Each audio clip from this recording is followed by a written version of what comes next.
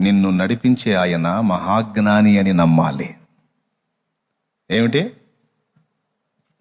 మీకు బైబిల్లో ఒక వచనం ఉంది, చెప్తా, తీసి చూపించాలి త్వరగా. దేవుని వెర్రితనము మనుషుల జ్ఞానము కంటే జ్ఞానము గలది. తొందరగా. అబ్బా, ఆ మాట ఒకసారి మళ్ళా వ్యతిరేక దిశలో ఆలోచించండి. దేవుని వెర్రితనము మనుషుల జ్ఞానము కంటే జ్ఞానము గలది.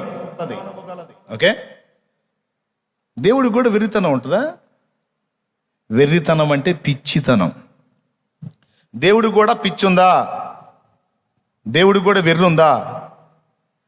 కానీ భక్తుడు అంటాడు, ఒకవేళ ఉంటే గింటే, దేవునికి కూడా ఒకవేళ పిచ్చి ఉంటే, దేవునికి కూడా వెర్రితనం ఉంటే, ఆ వెర్రితనం మనుషుల జ్ఞానం కంటే కూడా జ్ఞానము గలది అన్నాడు. దేవునికి ఒకవేళ వెర్రితనం ఉంటే, ఆ వెర్రితనం కూడా నీ జ్ఞానానికి మించిన జ్ఞానమయ్యా అంటాడు.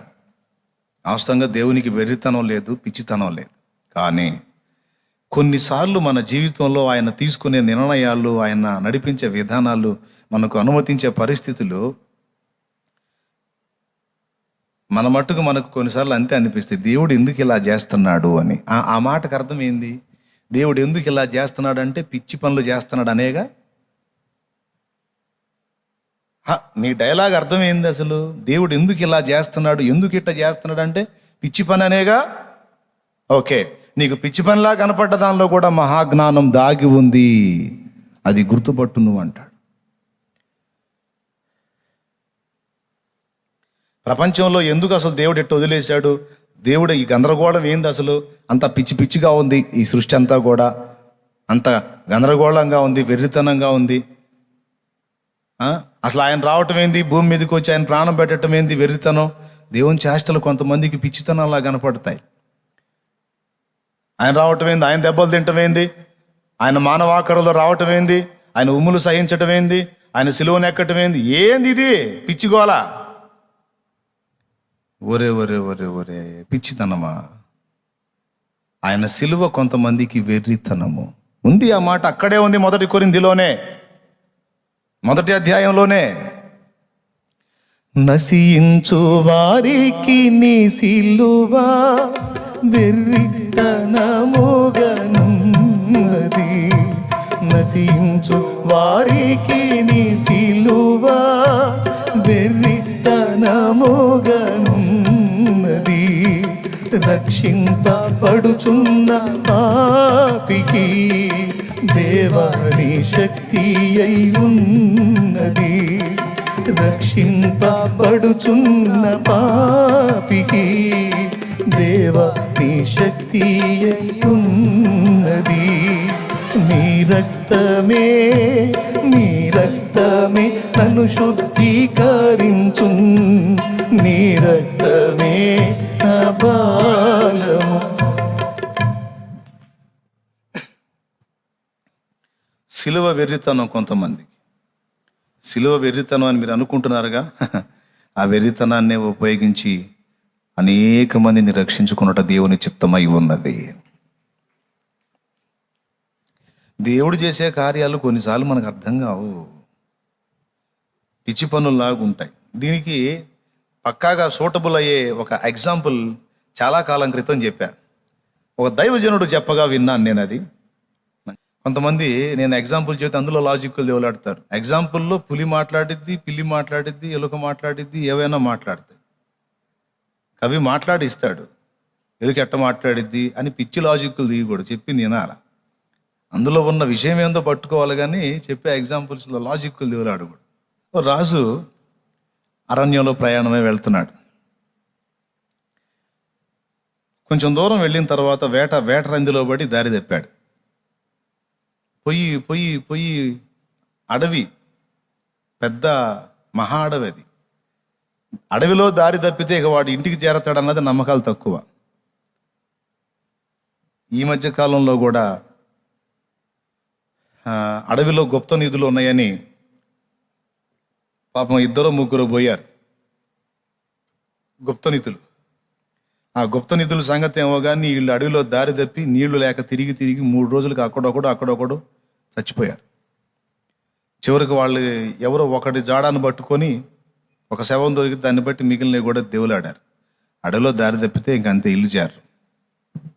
ఈ రాజు దారి తప్పి వెళ్ళిపోయాడు. పోతా ఉన్నాడు. రాజు కాబట్టి భయపడలేదు, ధైర్యంగా వెళ్తా బాగా నట్ట అడవిలోకి వెళ్ళిపోయాడు. ఇక జనసంచారం కానీ ఇక ఏది కూడా ఉండని ప్రమాదకరమైనటువంటి ప్రదేశం అన్నమాట. ఆ ప్రదేశంలోకి వెళ్ళిపోతే అక్కడ ఒక అందమైన కొలను కనపడుతుంది. అందమైన కొలను అంటే సరస్సు అంటే తెలుసుగా, చిన్న కోనేరు. అది చిన్నది కాదు, ఒక రకంగా ఉంది. ఆ కోనేటి దగ్గర రాజు జీవితకాలంలో చూడలేనటువంటి ఒక అద్భుతమైన సౌందర్యవంతురాలైన దేవకన్య అక్కడ నిలిచింది. అసలు ఆమె సౌందర్యం చూసి ముగ్ధుడై పరవశుడైపోయాడు మహారాజు. దారి తప్పాను, ఇల్లు ఎట్ట చేరాలన్న ఆలోచన మర్చిపోయి ఆమె సౌందర్యాన్ని అలాగనే చూస్తూ కొంత సమయం గడిపేసి ఇక ఉండబట్టలేక ఆమె ఎదుటికి వెళ్ళాడు. ఆమె అడిగింది, ఎవరు నువ్వు, ఎందుకు వచ్చావు? నేను ఫలానా రాజ్యపు మహారాజును, దారి తప్పాను, ఇక్కడికి వచ్చాను, నిన్ను చూశాను, ఇక నేను ఇంకా ఎటు చూడలేకపోతున్నాను అన్నాడు. అంటే ఏమిటంది? నిన్ను అమితంగా ప్రేమిస్తున్నాను అన్నాడు. కురూపి దగ్గరికి పోయి ఎవడు చెప్పాడు ఆ మాట? ఇప్పుడు లోకంలో కూడా కొంతమంది అమ్మాయిలు అబ్బాయి ప్రేమిస్తున్నాడు అంటే నేనంటే అతనికి చాలా ఇష్టం అంటది. దేన్ని బట్ట తెలుసా? సొగసు జూచి, వద్దులే టైం లేదు, అవునా? సౌందర్యవంతురాలైతే వాడు ఐ లవ్ యూ అంటాడు. కురూపి దగ్గరికి పోయి అంటాడు ఎవడన్నా? అలా అనేవాడు యథార్థవంతుడు. అట్టంటోడు ఉంటే దండేసి దండం పెడతాను నేను. దేవుని స్తోత్రం, హల్లెలూయా. భయంకరమైన మనిషి దగ్గరికి పోయి ఐ లవ్ యూ అనేవాడు ఎవడైనా ఉంటే దండేసి దండం పెట్టాలి. మనుషుల్లో ఎవరు లేరు, ప్రభు అయిన యేసు ఉన్నాడు. కురూపినైనా వికారినైనా హక్కున చేర్చును యేసయ్య ప్రేమ. కురూపినైనా వికారినైనా హక్కున చేర్చును యేసయ్య ప్రేమ. ప్రేమంటే ప్రేమ, యేసయ్య ప్రేమ, లోకాన దొరకనిదా ప్రేమ. జ్ఞానాని కందని తండ్రి ప్రేమ. Praise the lord. ఆ అమ్మగారి సౌందర్యం మనోడికి బాగా నచ్చింది, కళ్ళు తిప్పుకోలేకపోతున్నాడు. ఇక చెప్పేశాడు మనసులో మాట, నేను నిన్ను ప్రాణం కంటే ఎక్కువగా ప్రేమిస్తున్నాను, ఇక నీవు నా భార్యవు కావాలన్నాడు. ఒరే బాబు, నువ్వే మానవుడివి, నేనేమో దేవలోకం నుండి వచ్చాను, అసలు మన ఇద్దరికి పెళ్ళేమిటి, అసలు కుదరదాను. లేదు ఎట్లన్నా కానీ నేను నిన్ను మ్యారేజ్ చేసుకోవాల్సిందే, గాంధర్వ వివాహం చేసుకుంటాను అన్నాడు. గాంధర్వ వివాహం అంటే అప్పుడప్పుడు ఏం లేదు, జస్ట్ ఉంగరం తీసి ఆమె చేతికి పెడతాడు, పెళ్ళి అయిపోయింది. ఈమెని బలవంతం పెట్టాడు. ఒకటే మాట, నువ్వు రెండు చెయ్యి, నన్ను పెళ్ళన్నా చేసుకో, లేకపోతే నన్ను ఇక్కడే నీ చేతులతో చంపేసేయమని. ఇక ఆమె ఏం చేసింది, రే బాబు మీకు మాకు సాంగత్యం కుదరదు, వద్దంది. ఏమన్నా కానీ నన్ను చేసుకోవాల్సిందే నువ్వు, లేకపోతే నీ చేతులతోనే చంపి వెళ్ళు అని వాడు ప్రాణత్యాగానికి కూడా పూనుకున్నాడు. సరే, ఆమె ఆలోచించి, సరే నేను నిన్ను చేసుకుంటాను, ఎందుకంటే ఇంతగా నన్ను కోరుకున్నావు కాబట్టి నిన్ను చేసుకుంటాను. అయితే ఒక్క షరతు. చెప్పు అన్నాడు. నేను నిన్ను చేసుకుంటాను, నీతో పాటు రాజ్యానికి వస్తాను, నేను ఏమి చేసినా ఇది నువ్వు ఎందుకు చేశావు అని నువ్వు అడగకూడదు, అడిగిన మరుక్షణం నేను వెళ్ళిపోతాను అంది. ఇలా ఎందుకు చేశావు ఇది ఎందుకు చేశావు అనే ప్రశ్న నీ నోటి నుండి వస్తే నేను నిన్ను ఆ క్షణాన్ని వెళ్ళిపోతానని. మనోడి ఫీలింగ్ ఏంటంటే, నేను అంటే కదా నువ్వు పోయేది, నువ్వు ఏమన్నా చెయ్యి, చచ్చిపోతానికి ఇష్టపడతా, కానీ నువ్వు మాత్రం నాకు రాణివి కావాల్సిందే అని మంకు పట్టు పెట్టాడు. సరే, ఆమె గాంధర్వ వివాహానికి ఒప్పుకుంది, భార్య అయిపోయింది. ఇక చిన్నగా వెళ్ళాడు, తీసుకొని రాజ్యానికి వెళ్ళాడు. దారి ఆమె చూపించింది. వెళ్ళాడు. మహారాణిని రాజ్యంలో తీసుకొస్తుంటే రాజ్య పౌరులంతా విస్తుపోయి చూస్తున్నారు. ఇప్పట్లో ఆల్రెడీ ఒక భార్య ఉంటే ఇంకొక ఆమెను తీసుకెళ్తే సంతోషంగా చేర్చుకోవటం కాదు, పోలీసులకు చెప్పి జాయింట్లు తీపిస్తారు. అప్పట్లో మరి మహారాజులు బహుభార్యత్వం కలిగి ఉంటారు కాబట్టి అది కేసేం కాదు చక్కగా, ఎందుకంటే ఆయనే ప్రభుత్వం కదా. ఇంకా శిక్ష వేసేది ఎవరు? తీసుకొని వెళ్తా ఉంటే రాజ్య పౌరులంతా కూడా విస్తుపోయి చూస్తున్నారు. ఎందుకు తెలుసా? ఇంత సౌందర్యవంతురాలైన స్త్రీని ఇంతవరకు మేము చూడలేదు అని. సరే, చాలా సంతోషంగా జీవితం మొదలుపెట్టాడు. ఆమెతో సజావుగా సాగింది. సంతోషం, ఎంతో ఆనందం పొందాడు. ఆమె గర్భవతి అయింది. గర్భవతి అయిన సంతోషంగా సంబరం చేయించాడు. ఒకరోజు బిడ్డకు జన్మనిచ్చింది. మహారాజా, శుభవార్త. ఏమిటి? పండంటి మగబిడ్డ మహారాజా, యువరాజు పుట్టాడు అని దాసి చెప్పింది. వెంటనే మెళ్ళో ఏదో ఉంటుందిగా తీసి హారం ఇచ్చేసి పో, పండుగ చేసుకోపో అన్నాడు. కాసేపటి తర్వాత ఇంకొక ఆమె వచ్చి, మహారాజా మహారాజా, ఏమిటి? దుర్వార్త అంది. ఏమిటి దుర్వార్త? మహారాణి గారు మహారాణి గారు ఏమైంది? మహారాణి గారికి టెన్షన్. బాబుని చంపేసింది మహారాజా. చంపేసిందా? యువరాజు పుట్టాడని సంతోషపడితే చంపేసిందా అనుకొని లోపలికి వెళ్ళి చూస్తే పుట్టిన బిడ్డ చనిపోయి ఉంది. బాధ వేసింది ఇక మనోడికి. ఈ మనిషి రాక్షస, బిడ్డను చంపేసింది ఏంటి పిచ్చిది అని. అయినా ఆమె మీద అతనికి వ్యామోహం తీరలా. ఇంకా ఆమె భార్యగా కావాలనుకున్నాడు. అందుకని అడగబోయాడు. గుర్తొచ్చింది, నువ్వు ఎందుకు చేశావు అంటే మాత్రం ఇంకంతే సంగతులు అంది కదా. ఇక అడగబోయేసరికి గుర్తొచ్చింది, మా అప్పతే పోయాడు అనుకున్నాడు. సరే, వాడిని తీసి వైనం చేశారు. మళ్ళా కొద్ది కాలానికి మళ్ళా ఆమె గర్భవతి అయింది. మళ్ళా ఒక బిడ్డకు జన్మనిచ్చింది. సంతోషంతో మళ్ళా కబురు వచ్చింది, మహారాజా శుభవార్త. ఏమిటి? మహారాణి గారు పండంటి మగబిడ్డకు జన్మనిచ్చింది. ఆహా, సంతోషం. కాసేపటికి మళ్ళా దుర్వార్త. మహారాజా, మహారాణి బిడ్డను చంపేసింది. ఎందుకు చేస్తుంది? మనిషా దెయ్యమా? అసలు ఏం అర్థం కావట్లేదు. కష్టపడి నెలలు నిండు మోసి బిడ్డను కని చంపేస్తుంది మూర్ఖురాలు. ఇది మనిషా దయ్యమా అని డౌటు. కానీ కాదు, ప్రత్యేకమైన వ్యక్తే, మనిషే. ఓకే. ఇంకా వ్యామోహం తీరలా. అడుగుదాం అనిపించింది, ఎందుకు చేస్తున్నావు ఈ పిచ్చి పనులు అందాం అనిపించింది. అంటే పోయిద్దిగా. లేదు ఇంకా ఉండాలా. ఒక్కొక్కడికి అంతే. ఒక పక్క దరిద్ర పనులతో నాశనం అవుతున్నా సిగ్గురాదు, కొనసాగిస్తానే ఉంటారు. దేవునికి స్తోత్రం చెప్పండి మీరు. సరే, చేసేది ఏముందని బాధపడ్డాడు, వదిలేశాడు. ఓ రోజు పొరుగు రాజ్యపు రాజు చచ్చిపోయాడు. చనిపోతే మరి ఇరుగు పొరుగు రాజ్యాల రాజులు వెళ్ళి సంతాపాన్ని ప్రకటిస్తారు కదా. మనోడు ఈ మహారాణిని తీసుకున్నాడు. ఎవరిని? ఈ సౌందర్య రాశిని తీసుకొని రథం మీద ఎక్కించుకొని తీసుకెళ్ళాడు. అక్కడ వాతావరణం అంతా కూడా దుఃఖ సహితంగా ఉంది.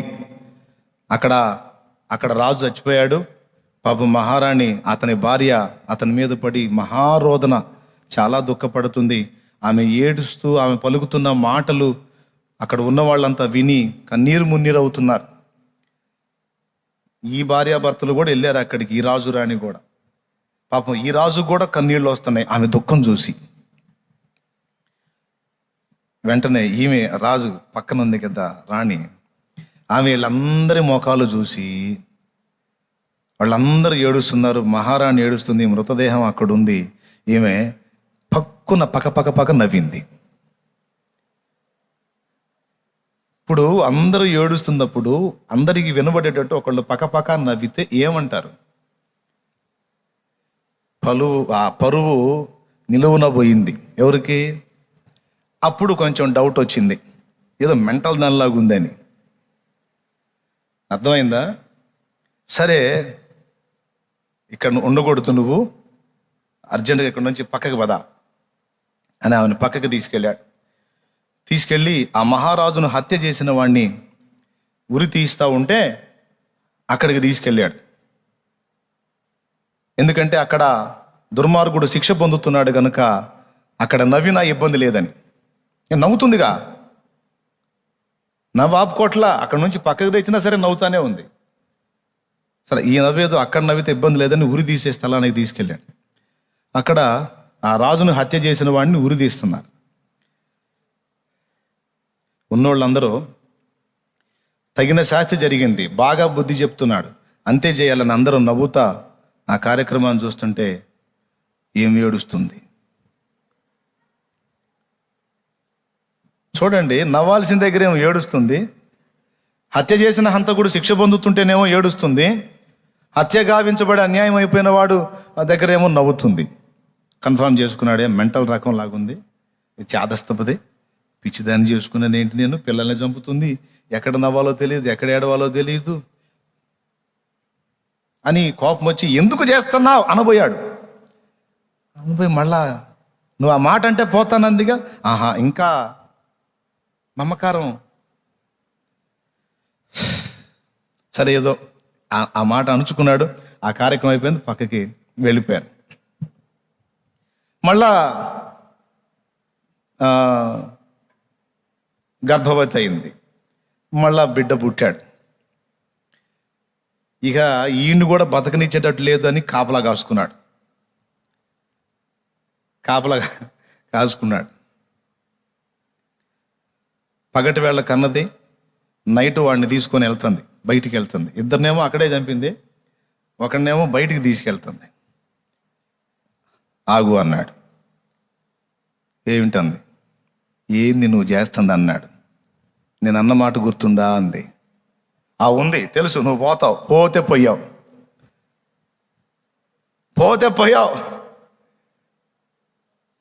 వాడిని మాత్రం నువ్వేం చేయొద్దు అన్నాడు. ఏం చెయ్యను నేను అంది. ఎందుకు చేయవు, ఇద్దరిని చంపావుగా అన్నాడు. వీడిని మాత్రం చంపనంది. నాకు ఇచ్చేయి, నాకు అడ్డు తగిలావు, ఎందుకు చేస్తున్నావు అని అడిగావు కాబట్టి ఇక నేను బయలుదేరుతున్నాను అంది.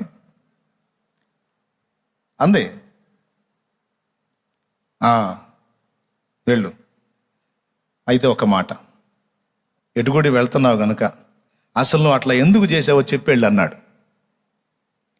నువ్వు అట్లా ఎందుకు ప్రవర్తించావో, అట్లా ఎందుకు చేసావో కొంచెం చెప్పెళ్ళు అన్నాడు. అప్పుడు ఆమె చెప్పింది, మేము దేవలోకంలో ఉంటాం, మీరు నరలోకంలో ఉంటారు, మీకు ప్రస్తుతం గతం మాత్రమే తెలుసు, గతం తెలుసు జరిగిపోయింది కనుక, ప్రస్తుతం తెలుసు జరుగుతుంది కనుక, కానీ భవిష్యత్తు తెలియదు మీకు. మాకు దేవుని దగ్గర నుండి అదనపు శక్తి ఉంటుంది కనుక మాకు గతం తెలుసు, ప్రస్తుతం తెలుసు, భవిష్యత్తు కూడా మాకు తెలిసిపోయిద్ది, మాకు అర్థమైద్ది. మీకేమో తెలియదు. మొదటి బిడ్డని ఎందుకు చంపాను అంటే, నువ్వు నాకు భర్తవి, ఒక పతివ్రతగా నీ ప్రాణాన్ని కాపాడాల్సిన బాధ్యత నాకుంది. వీడు పెరిగి పెద్దవాడై నిన్ను హత్య చేస్తాడు. వీడు పెరిగి పెద్దవాడై నిన్ను హత్య చేస్తాడు, రాజ్యం కోసం దుర్మార్గుడు అవుతాడు.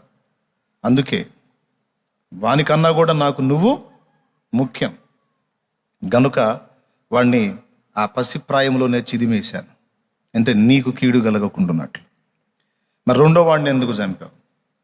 వాడు శత్రువులతో చేతులు కలిపి వాడు కూడా అలాంటి క్రమంలోనే నీతో పాటు రాజ్యాన్ని కూడా ఎఫెక్ట్ చేసే అవకాశం ఉంది వాడు. అది నేను ఎరిగి వాడిని కూడా మొగ్గ దశలోనే చిదిమేశాను. మరి సరే కానీ అక్కడ మహారాజు చనిపోయిన దగ్గర మరి పక్కపక్క నవ్వావుగా, మరి అదెందుకు చేశావు అంటే అప్పుడు చెప్పింది, అక్కడ ఆ రాజు శవం మీద పడి ఏడుస్తున్న మహారాణి నటన చూసి ఆశ్చర్యం అనిపించి నవ్వాలే అంది. నటన ఏమిటి అన్నాడు. ఆమె అక్కడ శవం మీద పడి ఏడుస్తూ అంతమందిని ఏడిపించింది చూడు, ఎంత అద్భుతమైన నటనో అని నాకు ఆశ్చర్యం వేసి నవ్వొచ్చింది. ఆమె ఏడుస్తున్నందుకు సగం, ఆమె ఏడుపు చూసి నిజమని నమ్మి జనమంతా ఏడుస్తున్నారు చూడు, వాళ్ళ ఏడుపులు చూసి నాకు చాలా హాస్యం అనిపించి నవ్వాను. ఏం మాట్లాడుతున్నావు అంటే అప్పుడు చెప్పింది, అసలు ఆ రాజు చావుకి కారణం మరెవరో కాదు, ఆ మహారాణే. వాడిని చంపిందే ఆమె. అది మీకు తెలియదుగా, మరుగున ఏం జరిగిందో మీకు తెలియదుగా, కళ్ళ ముందు కనపడ్డది మీరు నమ్ముతారు. మీరు అసలు వాస్తవం నాకు తెలుసు కనుక నేను నవ్వాను. మరి ఉరి తీసేటప్పుడు వాడిని చూసి ఎందుకు ఏడ్చావు అని అడిగాడు. వాస్తవంగా వాడు నిరపరాధి. అందరూ ఏమనుకున్నారు, అపరాధిని పట్టుకొనేమో హంతకురాల్ని పట్టుకొనేమో ఏడ్చారు, నిరపరాధిని పట్టుకొని ఉరి తీస్తాను నవ్వారు. ఈ మనుషుల చాదస్తపు క్రియను చూసి నాకేమో ఇక్కడ నవ్వొచ్చింది, అక్కడ పాపం ఏమి ఎరగని ఒక అభాగ్యుడు బలవుతుంటే దుఃఖము కలిగింది అంది. ఓహో అదే ఆ సంగతి. మరి ఇప్పుడు వీడిని ఎక్కడికి తీసుకెళ్తున్నా? వీడిని చంపడానికి కాదు, వీడు రాజ్యములో రాజు దగ్గర పెరిగితే గర్వహృదయుడై వీడు కూడా ప్రమాదకారిగా మారే అవకాశం ఉంటుంది. ఆ పరిస్థితి వీడికి కలగకుండాన్నట్లు ఒక బీదవారి ఇంట వీడిని వదులుదామని వెళ్తున్నాను అంది. ఒక బేదరికంలో వీడు పెరిగి పెద్దవాడైనప్పుడు వీడు అనుభవంలోకి వచ్చేస్తాడు. సో దానికి ముందు వీడికి ఇది అభ్యాసం కావాలి కాబట్టి వీడిని అక్కడ వదలటానికి బయలుదేరాను. ఈమె చేసిన ఈ 5 చేష్టలు కాసేపు విన్న మీకు రాజుకి అందరికి కూడా పిచ్చితనంగానే అనిపించాయి. కానీ ఆమె విషయం చెప్పినప్పుడు అరే అనిపించింది. తర్వాత ఇక మీరు ఇందులో లాజిక్లు దేవులాడొద్దు, మళ్ళీ ముందే చెప్పాను అట్లెందుకు ఇట్లెందుకు అని. జస్ట్ మీకు ఒక కథ చెప్పాను అంతే. మళ్ళీ చెబుతున్నా, ఒక కథ చెప్పాను. ఈ కథను ఎందుకు చెప్పానంటే కొన్నిసార్లు మన జీవితంలో దేవుడు జరిగించే క్రియలు ఇలానే ఉంటాయి. అర్థమైతే స్తోత్రం చెప్పు ప్రభువుకి. అర్థమైందా? కొన్నిసార్లు సమాజంలో దేవుడు జరిగించే క్రియలు, మన వ్యక్తిగత జీవితంలో, కుటుంబంలో, వ్యక్తులలో జరిగించే క్రియలు మనకి వెర్రితనంగానే కనిపిస్తాయి. కానీ వాటి వెనక ఉన్న నీ గూఢత ఏమిటో ఆయనకు మాత్రమే తెలుసు, మనకు తెలియదు. ఎందుకనగా ఆయన భూత భవిష్యత్తు వర్తమాన కాలములో ఎరిగిన వాడు, అన్ని కాలములలో ఉన్నవాడు ఆయన. హల్లెలూయా. కాబట్టే ఆయన చేసేటువంటి చర్యలు నీకు అర్థం కాకపోతే ఇందులో ఏదో నాకు అర్థం కాని సంగతి దేవుడు ఉంచాడు అని మోకర్లుని ప్రార్థన చేయి. దేవుడు నీకు బయలుపరుస్తాడు. ఆయన చిత్తమైతే బయలుపరుస్తాడు, లేకపోతే మౌనంగా ఉంటాడు. మౌనంగా ఉన్నాడంటే భవిష్యత్తులో నీకే అర్థమవుతుందిలే అని. నా జీవితం ఆ రోజు ఎందుకు అలాగా రకరకాల మలుపులు తిప్పాడో నాకు ఆనాడు అర్థం కాలేదు. కానీ ఈనాడు దాని అభ్యాసం ఎందుకు అలాగా అనుమతించాడో ఈరోజు దాని పరిస్థితి నాకు అర్థమవుతుంది. అలాగే మీ జీవితాల్లో కూడా కొన్ని సంఘటనలు గతంలో జరిగినప్పుడు అవి మీకు బాధ కలిగించాయి. ఎందుకో అట్లా జరిగింది అనుకున్నారు. కానీ ఈరోజు కొన్ని పరిస్థితులు మీకు అర్థమవుతున్నాయి. ఓహో ఆనాడు అలా జరిగింది ఎందుకా అని. అలాగే ఈరోజు నువ్వు అనుభవిస్తున్న ప్రతికూల పరిస్థితులన్నీ కూడా దేవుడు తన మహాజ్ఞానము చేత నీ ఆశీర్వాదం కోసం మార్చగల సమర్థుడు. సమస్తము కూడా నీ మంచి కొరకే కలిపి జరిపిస్తున్నాడు. దేవుని ప్రేమించావు చూడు, దేవుని ప్రేమించి హత్తుకున్నావు చూడు, అయిపోయింది, లిస్టులో పడ్డావు. ఇక సమస్తము కూడా సమకూడి నీ మేలు కోసమే వస్తాయి. అందులో నీకు కీడుగా కనిపించేది కూడా నీ మేలు కోసమే. ఇది ఎట్లా మేలైద్ది అంటే మోకాళ్ళేసి కూర్చో చెబుతాడు, లేకపోతే చూస్తా ఉండు ఎట్లా మేలైద్దు భవిష్యత్తు నీకు చెప్పిద్ది. ఎంతమందికి అర్థమైంది? అంతేకాని దేవుడేదో పగబట్టాడు, దేవుడేదో పట్టించుకోవటం లేదు, దేవుడేందో నన్ను వదిలేసినట్టున్నాడు, ఇట్లాంటి పదాలు వాడొద్దు. దేవుని చర్యలు వెర్రిముర్రి చేష్టలని భ్రమపడవద్దు. ఆయన సమస్త చర్యలలో సంపూర్ణ జ్ఞానము ఇమిడి ఉంది. హల్లెలూయా. బుద్ధియు జ్ఞానము సంపదలన్నీ గుప్తమయ్యున్నవి నీయందే. బుద్ధియు జ్ఞానము సంపదలన్నీ గుప్తమయ్యున్నవి నీయందే. ఇహ పర సుఖములు మెండుగా నొసగి, ఇహ పర సుఖములు మెండుగా నొసగి, ఇలవర్దిల్లగ చేయుమయా. దేవారావయ్యా నీ దీవెనలీవయ్యా, మాకందరికి దేవారావయ్యా నీ దీవెనలీవయ్యా. చాలు, ఆ తర్వాత పాడితే మళ్ళీ పెళ్లి పాట అయింది. దేవునికి స్తోత్రం కలుగునుగా. బుద్ధి జ్ఞానముల సర్వ సంపదలు ఎవని యందు గుప్తములై ఉన్నవి. పిచ్చి పనులు చేస్తాడా, అనవసర పనులు చేస్తాడా? ఎప్పుడు అనుకోవద్దు. నమ్ముతావా దేవుని జ్ఞానాన్ని? నమ్ముతావా దేవుని శక్తిని? నమ్మవా? నమ్మకపోతే నీ కర్మ పో. నీ జ్ఞానం కాదా, మనుష్య జ్ఞానం కాదు, దైవ జ్ఞానము చేత నడిపించబడితే ధన్యమవుతుంది బ్రతుకు. సలహా చెబుతారు, ఆ బిజినెస్ బాగుంటుంది చేయకూడదు అని. ముఖం పగిలినాక అర్థమైద్ది. వాడి మాటలు నేను ఇట్ట అయిపోయానని. అదే దేవుని జ్ఞానం కనిపెట్టుకొని దేవుని దగ్గర అడిగితే దేవుడు చెప్తాడు దాని పర్యవసానం నీకు భవిష్యత్తులో ఎలా ఉంటుందో. ఆహా, దేవుడు ఈ చెప్పడానికి కూర్చున్నాడా అని కొంతమంది అంటారేమో. అరే, నీకు ఆత్మ సంబంధమైన చెబుతాడు. నువ్వు బాగా సమీపం అయితే భౌతికంగా కూడా నీకు ఆయన సలహాలు ఇస్తాడు. దేనికైనా మంచి సలహాదారు ఆయన. నేను శరీర సంబంధమైన సలహాలు ఇవ్వను, ఆత్మ సంబంధమైన వాటికి సలహాలు ఇస్తానని ఎప్పుడని చెప్పాడా? భక్తులు ఆ పాత నిబంధనలో చూడండి, భక్తులకు భౌతిక విషయాల్లో జోక్యం చేసుకున్నాడు, ఆత్మ సంబంధమైన విషయాల్లో కూడా రెండిటికీ ఆయనే సమాధానం ఇచ్చి తన జ్ఞానము చేత నడిపించి వాళ్ళ జీవితాలు ధన్యం చేసి ఈ గ్రంథ పుటల్లో వాళ్ళ పేర్లు లిఖించాడు.